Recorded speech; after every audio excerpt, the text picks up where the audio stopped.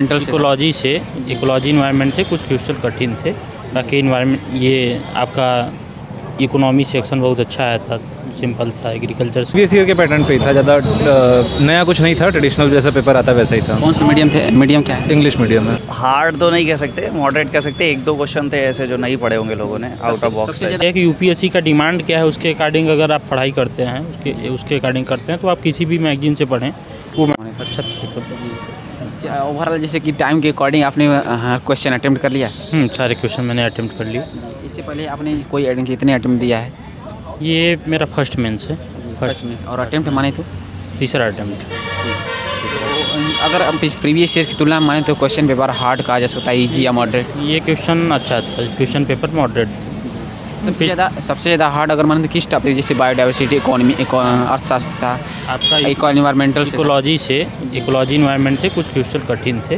बाकी इन्वायरमेंट ये आपका इकोनॉमी सेक्शन बहुत अच्छा आया था, सिंपल था। एग्रीकल्चर से क्वेश्चन थे, इंफ्रास्ट्रक्चर से क्वेश्चन थे, बाकी सब अच्छा था। बाकी सब आसान कहा जा सकता है। हाँ ठीक। तो ओवरऑल सर जैसे कि आप कितने घंटे प्रिपेयर करते हैं, यहाँ मेंस लिख रहे हैं और फाइनल प्रथा में भगवान से? इस समय मेंस के टाइम में तो समय ही नहीं मिल पाता, रेगुलर पेपर है तो ऐसे नॉर्मल कोई घंटे फिक्स नहीं होता।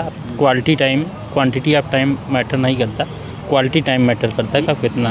आंसर राइटिंग जैसे कि बहुत इंपॉर्टेंट रोल है, तो इसके जैसे करंट अफेयर्स से भी जोड़कर पढ़ना पड़ता है। तो इसी करंट अफेयर्स के लिए कौन सी मैगजीन आपने फॉलो किया था, इसके बारे में बताइए। देखिए, मैगजीन कोई स्पेसिफिक फॉलो करना ज़रूरी नहीं है। आप करंट अफेयर्स के टच में रहें हो, चाहे जिस सोर्स से पढ़ें, सोर्स मैटर नहीं करता। बस ये है कि यूपीएससी का डिमांड क्या है उसके अकॉर्डिंग अगर आप पढ़ाई करते हैं उसके अकॉर्डिंग करते हैं तो आप किसी भी मैगजीन से पढ़ें वो मैटर नहीं करता, आप उसको टैकल कर पाएंगे। मीडियम क्या है आपका? मेरा English medium. Thank you ma'am. और जैसे कि प्रीवियस ईयर में तुलना में हार्ड था या इजी या मॉडरेट, कैसे कहा जा सकता है? मतलब हार्ड तो नहीं कह सकते, मॉडरेट कह सकते। एक दो क्वेश्चन थे ऐसे जो नहीं पढ़े होंगे लोगों ने, आउट ऑफ बॉक्स सबसे थे। ज़्यादा हार्ड किस सेक्शन से, जैसे बायोडाइवर्सिटी या क्वेश्चन था, किस सेक्शन से कहा जा सकता हाँ, है? इन्वायरमेंट वाला काफ़ी कवर किया था इन लोगों ने। और economy based, economy based question कम थे। इकोनॉमी के क्वेश्चन जो भी थे वो सोसाइटी से लिंक थे वो, और इन्वायरमेंट का ज़्यादा कहूँगा मैं, ग्लोबल वार्मिंग और क्लाइमेट वगैरह के related question. Economy based economy based question कम थे। इकोनॉमी के क्वेश्चन जो भी थे वो सोसाइटी से लिंक थे वो, और इन्वायरमेंट का ज़्यादा कहूँगा मैं, ग्लोबल वार्मिंग और क्लाइमेट वगैरह के रिलेटेड क्वेश्चन थे। हाँ। ऑप्शनल क्या है आपका? मेरा एंथ्रोपोलॉजी। Medium English. ये कौन सा अटेम्प्ट है आपका? सेकेंड।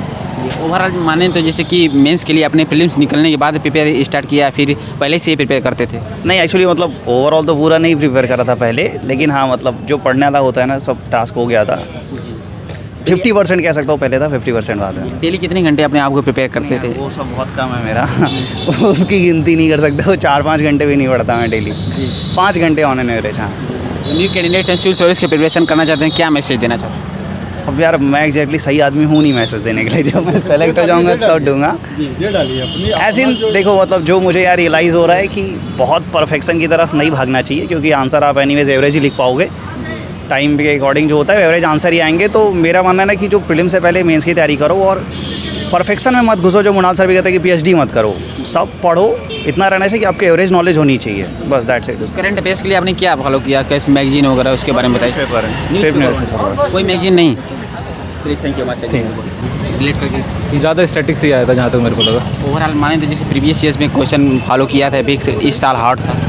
हाँ, प्रीवियस ईयर के पैटर्न पे ही था, ज़्यादा नया कुछ नहीं था, ट्रेडिशनल जैसा पेपर आता वैसा ही था। कौन सा मीडियम थे? मीडियम क्या है? इंग्लिश मीडियम है। और अटेम्प्ट क्या है? 4th अटेम्प्ट है मेरा। ऑप्शनल क्या है? Civil engineering. ऑप्शनल के लिए डेली कितने घंटे प्रिपेयर करते हैं अपने आप? ऑप्शनल के लिए जो 3 महीने का बीच में गैप मिला था, इसमें शुरुआत में 2 महीने ऑप्शनल को ही दिए थे। उस टाइम पूरा टाइम उसको देते थे, लास्ट के 1 महीने में जीएस पढ़े मेंस थे। के लिए माने जैसे कि प्रीलिम्स के बाद आपने स्टार्ट किया था या फिर पहले से ही मेंस के लिए प्रिपेयर करना था? एथिक्स। अब मेरा तो तीसरा मतलब 2-3 अटेम्प्ट दे चुका हूँ मैं, तो इसलिए एथिक्स तो थोड़ा बहुत तैयार पहले से हो गया था, लेकिन एथिक्स बीच में भी तैयार किया जा सकता है अगर पहले से नहीं तैयार है तो। ऑप्शनल पहले से तैयार करना चाहिए। कोचिंग इससे किए थे भैया कि सेल्फ स्टडी? आपने सेल्फ स्टडी किए थे। ओवरऑल कितने घंटे डेली पढ़ाई को लेकर दे देते हैं? 6 से 7 घंटे। अब करंट अफेयर्स कैसे मैनेजमेंट करते हैं? इसके मैगजीन कोई फॉलो करते हैं, क्या पढ़ते हैं? ये इसकी PT 365 में 365 ये दोनों पढ़ लेते हैं। जो न्यू कैंडिडेट उन्हें क्या मैसेज देना चाहते हैं जिस सिविल सर्विस की प्रिपरेशन करना चाहते हैं? प्रीवियस ईयर क्वेश्चंस पे ज़्यादा ध्यान दें, पेपर प्रेडिक्टेबल रहता है, प्रीवियस ईयर क्वेश्चन से ही मैच करते हुए आते हैं papers. Overall question paper hard था, इजी या मॉडरेट, कैसा कहा जा सकता है? थोड़ा लेंदी था लेकिन मॉडरेट था, हार्ड नहीं था, बट लेंदी था। टाइम से पहले आपने पूरा क्वेश्चन अटेम्प्ट कर लिया कि कुछ टाइम बचा है आपके पास? नहीं, टाइम से पहले अटेम्प्ट नहीं हो पाया, एकदम ख़त्म होते होते तक ख़त्म हुआ था मतलब, तो टाइम से पहले तो जो नहीं हो क्वेश्चन आपको नहीं आ रहा है तो उसे आपने कैसे हैंडल किया?